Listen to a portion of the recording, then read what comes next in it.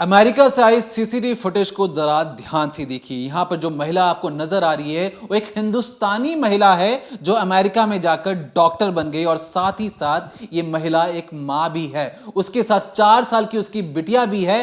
पूरे दिन मौज मस्ती करने के बाद ये जो महिला अपनी बेटी को गोद में उठाकर उसी एयरबीएनबी होटल में अंदर चली जाती है। डॉक्यूमेंट्स के मुताबिक ये अपनी बेटी को रात को 9 बजे खाना पिलाना खिलाने के बाद रात की 12:30 के आसपास ये लोग सो जाते हैं। फिर अचानक से ये जो महिला, जो हिंदुस्तानी महिला है, इसकी नींद टूटती है और देखती है कि बगल के बेड पर उसकी बेटी तो मौजूद ही नहीं है।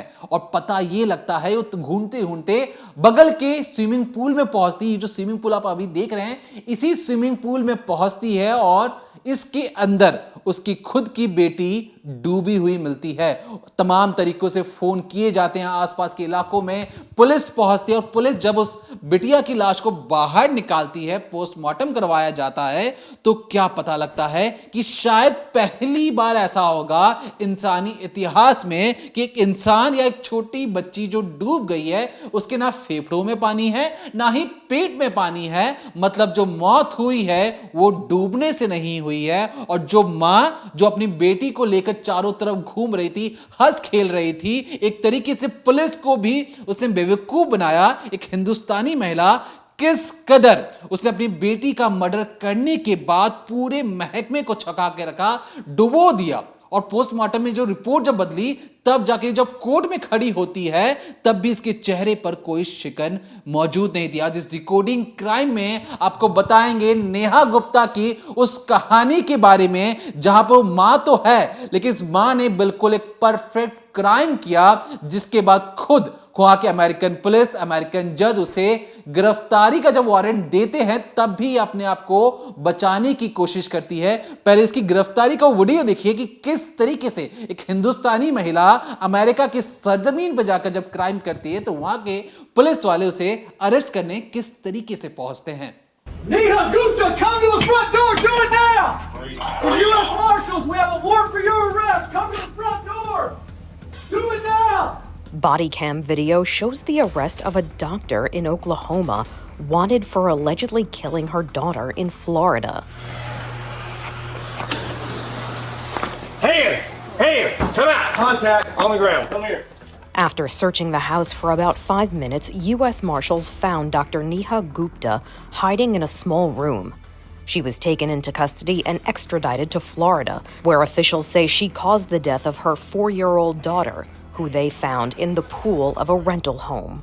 तो देखा आपने, यहां पर नेहा गुप्ता को जमीन पर लटाकर उसके हाथ को दोनों तरफ से पीछे बांध दिया गया और उसे अरेस्ट कर लिया गया। लेकिन जब कहानी निकलकर सामने आई कि इसने अपनी 4 साल की बेटी की हत्या क्यों की है, तो आपके भी रोंगटे खड़े हो जाएंगे कि जिन हंसते हुए चेहरों को अगर आप अपने आसपास देखते हैं, उन हंसते हुए चेहरों के पीछे जो खोपड़ी होती है, जो चाल या जो शातिर, जो साजिश रची जाती है, उसमें बड़े बड़े जो क्रिमिनल भी नतमस्तक हो जाएंगे इस मां के सामने, जब इस पूरी कहानी से आपको पर्दा उठाकर बताएंगे इस डिकोडिंग क्राइम के जरिए। तो 25 जून साल 2025 को ये जो आप सीसीटीवी तस्वीर देख रहे हैं फ्लोरिडा की है। यहाँ पर ये जो होटल आप देख रहे हैं, इसके अंदर एक माँ अपनी बेटी को लेकर आती है। 36 साल की नेहा गुप्ता, जो पेशे से बच्चों की डॉक्टर हैं, उनके साथ उनकी 4 साल की छोटी सी बच्ची आर्या दिखाई दे रही है। और ओक्लाहोमा से 2500 किलोमीटर दूर यानी कि फ्लोरिडा में वो समर वैकेशन मनाने आती है अपनी बेटी के साथ। अब इस सीसीटीवी में 3 तरह के वीडियो हैं, आपको एक एक करके देखने होंगे। पहले दिन का वीडियो आप देखेंगे तो सिल्वर कलर की एक एसयूवी कार जो है वो आपको दिखाई देगी। उसमें से नेहा गुप्ता उतरती हैं, वाइट टी शर्ट और ब्लू जीन्स पहनी हुई है, उनके पास लगेज है, वो लेकर अंदर चली जाती है अपने होटल के अंदर। ये पहला दिन है जब वो चेक इन करती हैं। इसके बाद अगले दिन की तस्वीर आप देखिए। अगले दिन वो आपको दिखाई देंगी कि उनके हाथ में छोटा मोटा कुछ सामान है, वो उस एसयूवी कार में रखती हैं, अपनी बेटी को बिठाती हैं और वहाँ से घूमने के लिए निकल जाती हैं।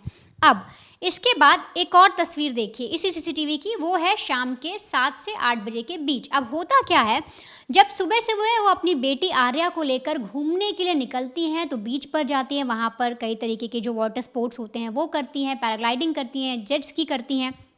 और ये सब करने के बाद शाम को जब वो लोग बहुत थक जाते हैं, तो ये जो आप ये आखिरी जो सीसीटीवी फुटेज देख रहे हैं उसी वक्त का है। शाम को ये लोग वापस लौटे, जो नेहा है उन्होंने ब्लू कलर की ड्रेस पहनी हुई है, उनकी बच्ची थोड़ा इधर उधर घूम रही है, कभी वो कार के पास जाती है, कभी होटल की तरफ जाने लगती है और नेहा उन्हें कुछ समझा भी रही है उस बच्ची को, और फिर अचानक वो अपनी बेटी को गोदी में उठाती है और गोदी में ले जाने के बाद वो सीधे तौर पर अपनी बेटी को कमरे में लिटा देती हैं। फिर कुछ खाने का ऑर्डर वगैरह किया जाता है। अब ये जो समय था उसके अनुसार जो नेहा गुप्ता उन्होंने बताया कि रात को 9 बजे वो अपनी बेटी को डिनर कराती हैं, खुद भी डिनर करती हैं और 12:30 बजे के आसपास वो अपनी बच्ची के साथ सो जाती हैं।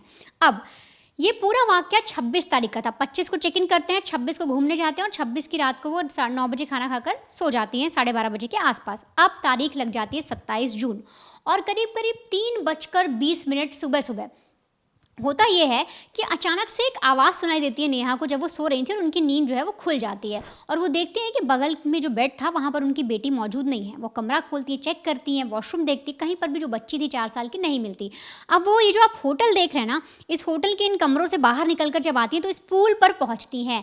अब यहाँ पर पूल पर जैसे ही उनकी नज़र पड़ती है उन्हें आभास होता है कि शायद ये जो बेटी आर्या थी वो पूल के अंदर मौजूद है और फ़ौरन जो नेहा थी उसकी हालत ख़राब, हालांकि कातिल वही है लेकिन देखिए वो पूरी प्लानिंग और एक्टिंग कैसे करती है, वहाँ पर उसकी पूरी हालत ख़राब हो जाती है। वो पूरा उसे समझ नहीं आता कि कैसे क्या चीज़ें हो गई, बेटी वहाँ कैसे पहुँची और बहुत देर तक वो कोशिश करती है अपनी बच्ची को बचाने की। ये सारी बातें उसने पुलिस के बयान में कही हैं और इसके बाद 3:40 पर यानी कि करीब 20 मिनट बाद वो पुलिस को कॉल करती है 911 पर और उनसे बातचीत करती है और उन्हें पूरी कहानी बताती है। आपको मैं छोटा सा ऑडियो सुनवाती हूँ कि उस वक्त नेहा गुप्ता किस तरह से घबरा कर उन्होंने पुलिस को कॉल किया था और इमरजेंसी में पुलिस को बुलाया था।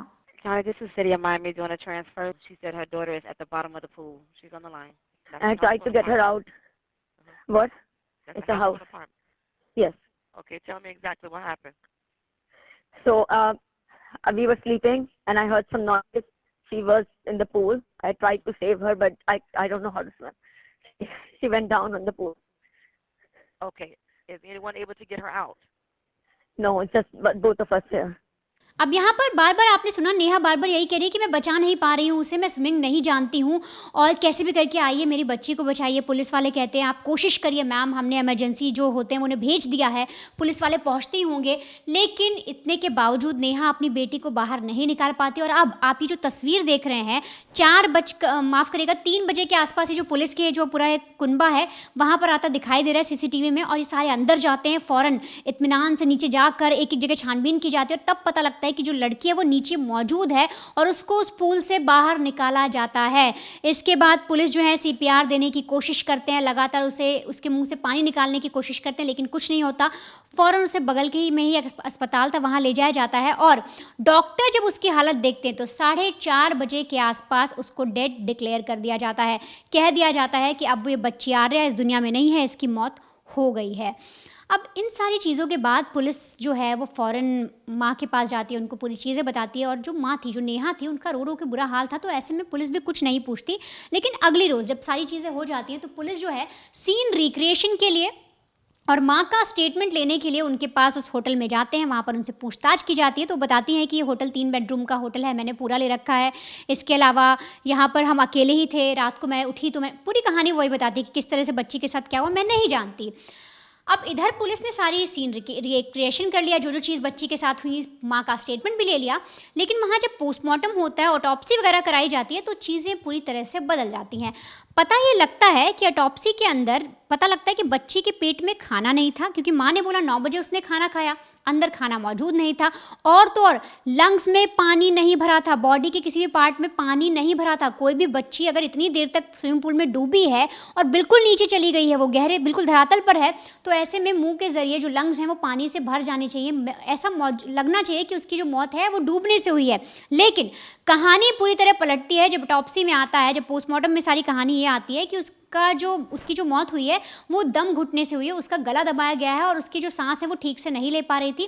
जब ये सारी चीज़ें आती हैं तो पुलिस का दिमाग ठनकता है। पुलिस को लगता है कि हो ना हो ये पूरी जो कहानी है पूरी तरह से गड़बड़ है और पूरी कहानी में झोल है, नेहा गुप्ता को झूठ बोल रही, क्योंकि सबसे बड़ा झूठ तब पकड़ा गया जब नेहा ने कहा कि उनकी बेटी और उन्होंने 9 बजे खाना खाया था और 3:40 पर पता लग रहा है वो डूब गई है, उसके साथ ऐसी चीज़ें हो गई, ऑटोप्सी में कहीं खाना आ नहीं रहा। आप खुद सुनिए, जब वो कोर्ट में मौजूद थी तो काउंसलर किस तरीके से उनके बयान पर जो चीज़ें उनके वकील बता रहे थे कि मैडम ऐसा ऐसा हमारे क्लाइंट के साथ हुआ, उनकी बच्ची ने एक चीज़ें की, तो सुनिए काउंसलर वहाँ पर किस तरह से बता रहे हैं कि आपने झूठ बोला, आपने बताया कि उसने खाना खाया लेकिन पेट के अंदर खाना मौजूद था ही नहीं।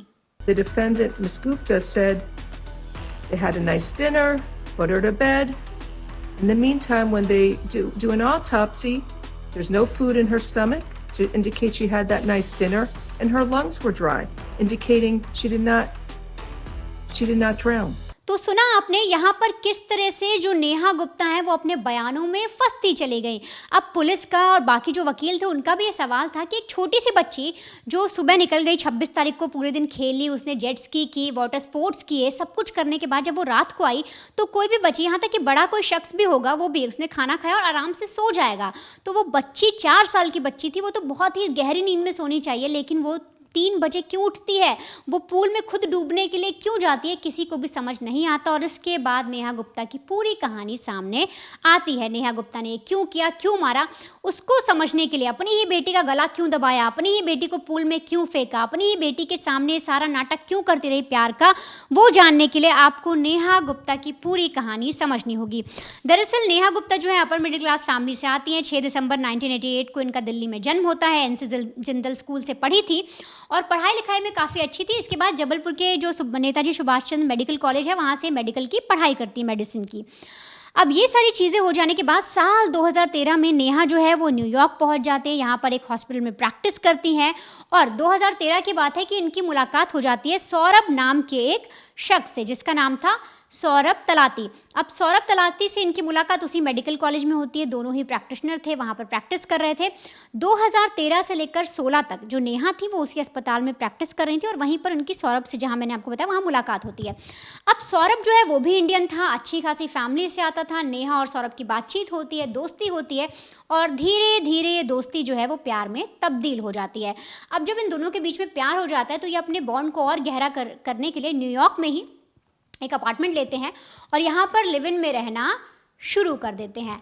अब 2013 से 16 तक दोनों ये जो पूरा कपल है ये बाकायदा कपल की तरह रहते हैं, लिव इन में रहते हैं, ठीक से इनका बॉन्ड बन रहा था।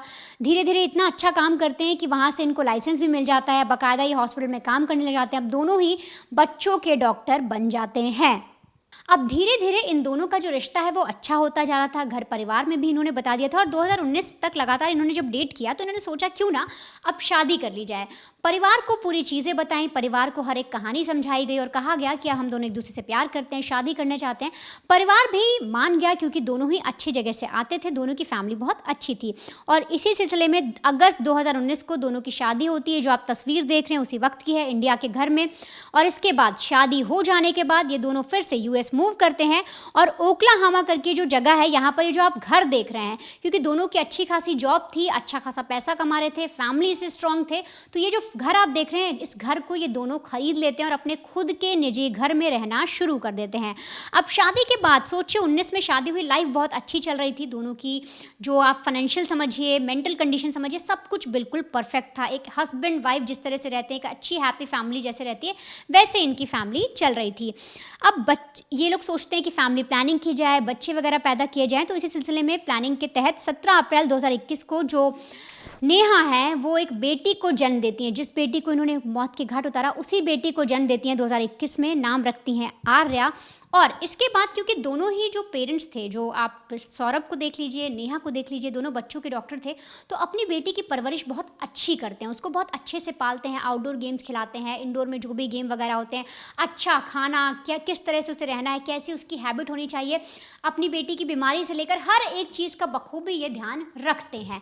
अब ये सारी कहानी बहुत अच्छी चल रही थी। एक बच्ची पैदा होने के बाद इनके जीवन में मानो खुशियाँ आ गई थी, लेकिन अचानक 2021 के बाद यानी 1 साल के अंदर ही ऐसा कुछ होता है, कहानी इस तरह से टर्न लेती है कि इनकी पूरी दुनिया उजड़ जाती है।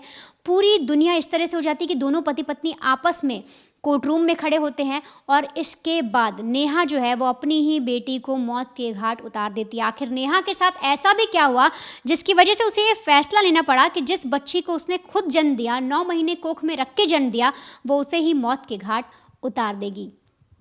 देखिए, इस पूरी कहानी में आर्या एक जो बच्ची है वो प्यारी सी बच्ची है, उसने मल्टी कल्चरल इन्वायरमेंट में जन्म लिया था। मतलब उसे हिंदुस्तानी कल्चर और अमेरिकन कल्चर उस माहौल में बड़ा होने का मौका मिला। और जो दोनों फैमिलीज़ हैं वो भी अपर मिडिल क्लास फैमिलीज़ हैं, पैसों की कोई कमी नहीं थी और अच्छे जीवन के लिए ये ज़रूरी भी था।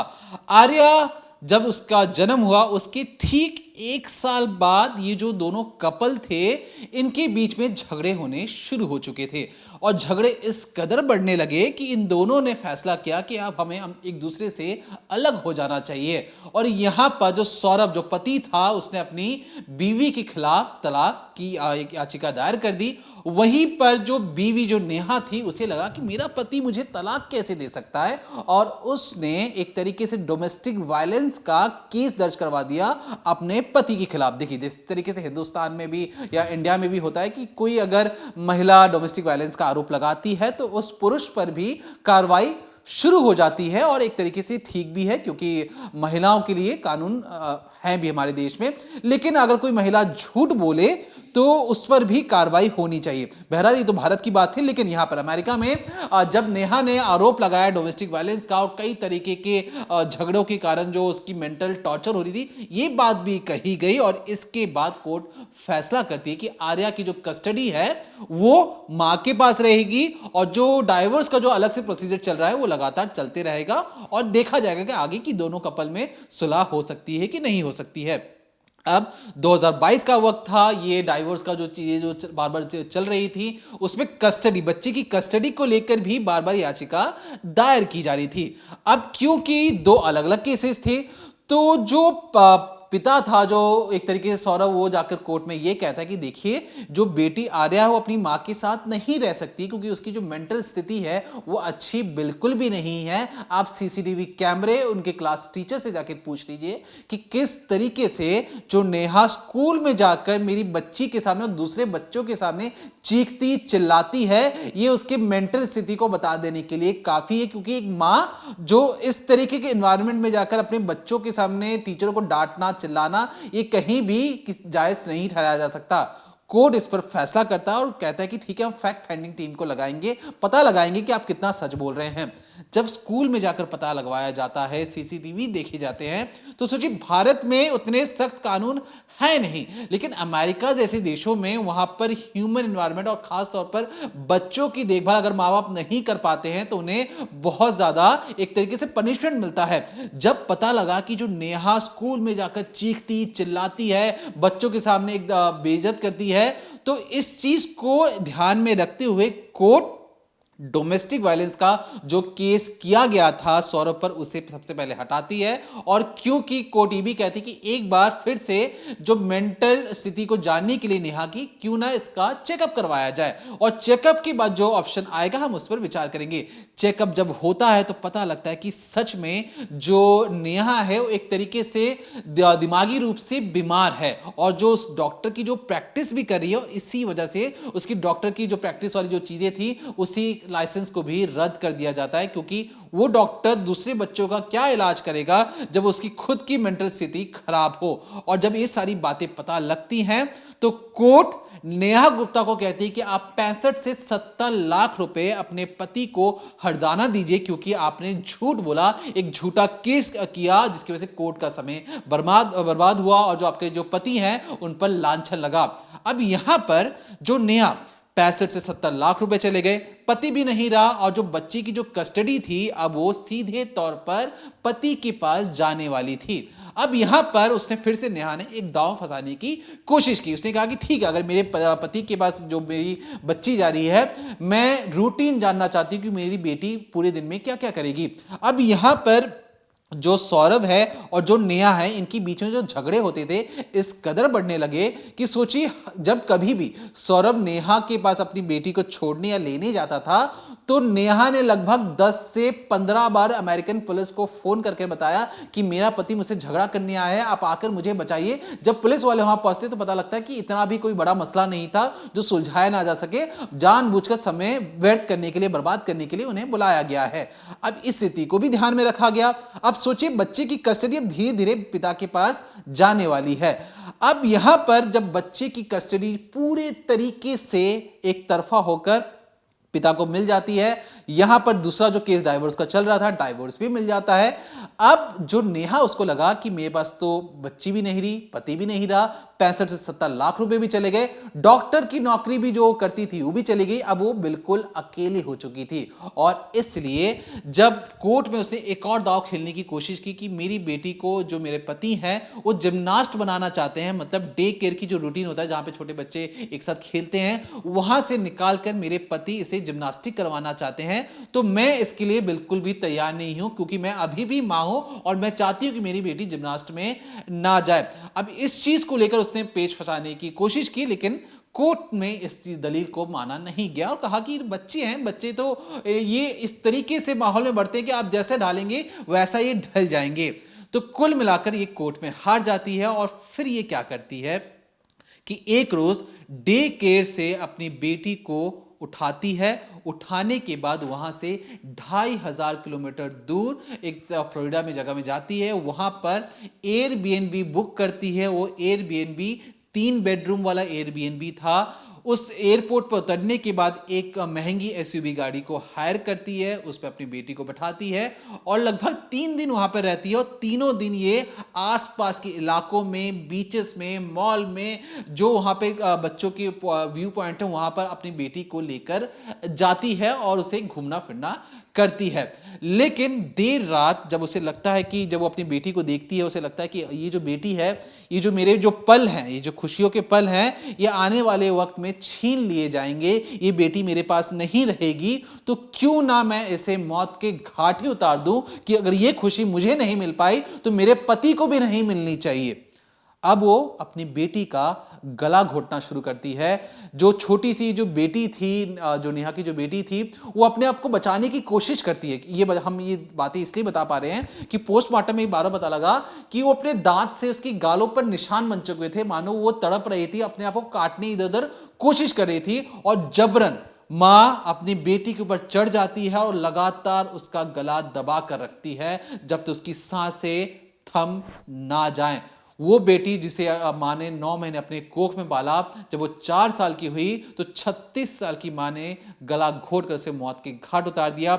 बचने के लिए वो उसे 9 फीट गहरे स्विमिंग पूल में फेंक देती है, क्योंकि वो सांस नहीं ले रही थी तो मुंह के अंदर पानी भी नहीं गया था और वो जब अंदर नीचे जा रही थी तब उसने जाकर पुलिस को फोन करना किया। लेकिन जब पुलिस छानबीन करती है तो एक पुराना इंटरव्यू भी मिलता है जो हम आपको दिखाने की कोशिश करेंगे, जहां पर खुद नेहा गुप्ता, क्योंकि उसने पुलिस को बताया कि मुझे तैरना नहीं आता था और इसलिए मैं अपनी बेटी को नहीं बचा पाई, तो जब पुलिस ने उस इंटरव्यू को भी सुना था जहां पर ये कह रही कि मैं स्कूबा डाइविंग करना, तैरना, बीचेस पे घूमना मुझे पसंद भी है और ये अपनी बेटी को भी बीचेस पे ही घुमाने लेकर गई थी। एक ऐसी मां जो जब उसका बच्चा डूब रहा होता है या किसी मुसीबत में होता है तो सारी दुनिया एक तरफ हो जाती है, मां एक तरफ हो जाती है और अपने बच्चे को किसी भी तरीके से बचाने की कोशिश करती है। वहां पर एक मां जिस तरीके से ओवर एक्टिंग करी, हम पूरा जो ऑडियो आपको अंत में सुनाएंगे भी, आपको समझ में आ जाएगा कि किस कदर पुलिस को बेवकूफ बनाने में इसने कोई कसर नहीं छोड़ा। पहले वो पूरा ऑडियो सुनिए, फिर आपसे मुखातिब होते हैं। Hi, this is City of Miami doing a transfer. She said her daughter is at the bottom of the pool. She's on the line. That's I the tried to hospital get her apartment. out. What? That's It's the a house. hospital apartment. Yes. Okay, tell me exactly what happened. So we were sleeping and I heard some noise. She was in the pool. I tried to save her, but I don't know how to swim. She went down on the pool. Okay, is anyone able to get her out? No, it's just both of us here. It's an Airbnb. It's just it was just me. Just you? Okay. Yeah. Okay. I tried my best to get her out. Okay, stay on the line with me here. And you're with the patient now, is that correct? Yes. Okay, stay on the line with me. I'm getting up on the way. One moment. One moment.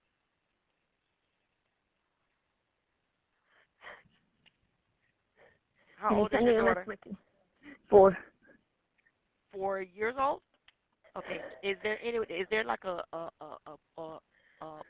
stick like with the pool stick? Like if you're cleaning out the pool, I don't know. Let me check. you look on the wall or on the side out there by the pool. You need to try to get her out of the water. Yeah. I will check.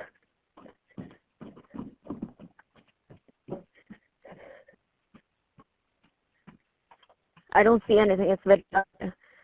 Okay. Find something to see if you can try to pull her out with. Okay. Do you know how far is EMS? Or somebody who They're can on get her the out? way, ma'am. Oh, they're on the way, but you need to try to help her. Find any way you can to Yeah. try to get her out. 1 second.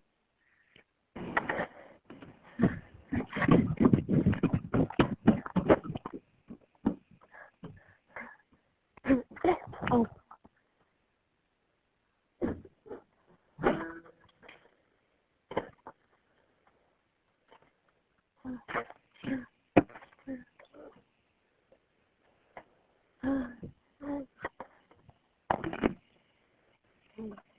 I found the stick, but I can't move her.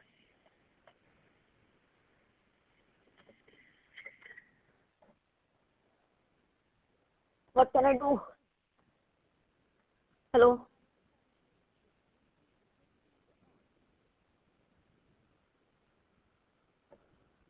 Hello? Is Can anyone you hear here? me?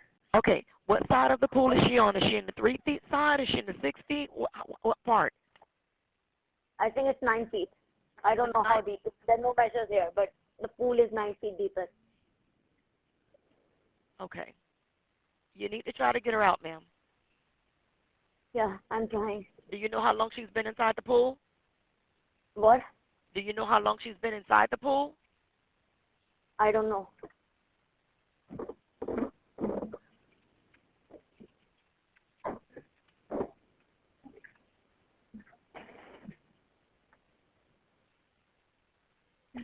I'm gonna go and try to get her. Okay, yes, I need you to try to get in there. Try to get her out.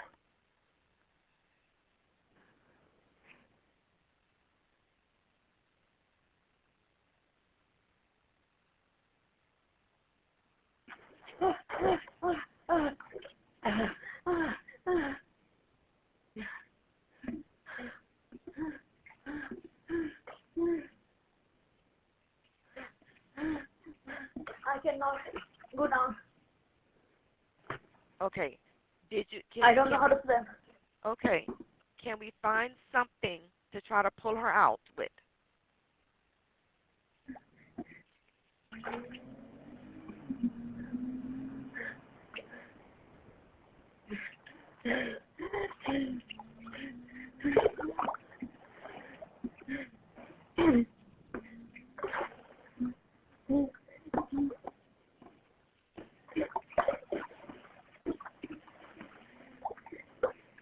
And reach her with the stick.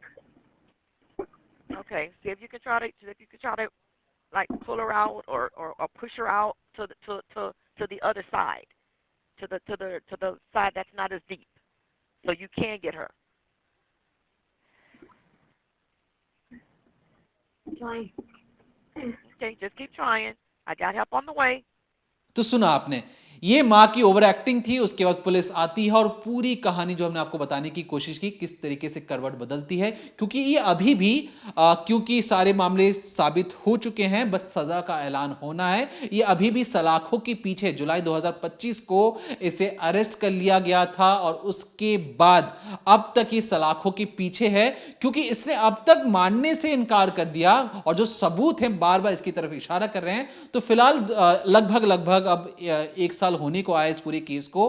अब जल्द ही इसकी सजा का ऐलान भी हो सकता है और हमारी नजर इस खबर पर बनी रहेगी, क्योंकि ये जो महिला एक हिंदुस्तान से, दिल्ली से निकलकर अमेरिका पहुंच जाती है और वहां पर जाकर एक तरीके से परफेक्ट क्राइम करने की कोशिश करती है। बताया जाता है कि दिमागी रूप से बीमार है। दिमागी रूप से बीमार जो महिला इतनी शातिर नहीं हो सकती है, वो अपने बच्चे को डुबो दे, एक्टिंग करे फोन पर और बार बार ये कहे कि मैं तो सिर्फ अपने बच्चे को बचाने इसलिए नहीं जा पाई क्योंकि मुझे स्विमिंग नहीं आ पाती है। अब ऐसी माओं को समाज में रहने का बिल्कुल भी हक नहीं है और हमें लगा कि इस डिकोडिंग क्राइम के जरिए चाहे कोई कितना भी शातिर क्यों ना हो, वो आखिर में पकड़ा जाता ही है। और एक के बाद एक झूठ जो बोले गए, क्योंकि मां भी खुद डॉक्टर थी और उसे पता नहीं था कि पोस्टमार्टम रिपोर्ट में इतनी बड़ी गलतियां पकड़ी जाएंगी। उसे लगा कि बच्चा डूब गया है, पुलिस वाले भी मान लेंगे, क्योंकि उसके मन में सिर्फ एक ही चीज थी कि मेरे पति को वो खुशी नहीं मिल पाए जो मैं अपनी बच्ची के साथ उस पल में बिता रही हूं, और इसलिए उसने अपने बच्चे को मौत के घाट उतार दिया। और हमें लगा इस कहानी से आपको अवगत कराना जरूरी है, क्योंकि जल्द ही इस पूरे मामले पर फैसला भी आएगा और तब आपको पता होना चाहिए कि क्यों नेहा गुप्ता को इस सजा से एक नवाजा गया, ये कहें कि अवार्ड किया गया, पनिशमेंट दिया गया, तो आपको पूरी बैकग्राउंड कहानी हम आपको बता सकें, इसलिए हमने इस केस स्टडी को आपके सामने पेश किया। तब तक देखते रहिए decoding crime, Monday to Friday शाम 7:30 बजे ओनली ऑन क्राइम तक।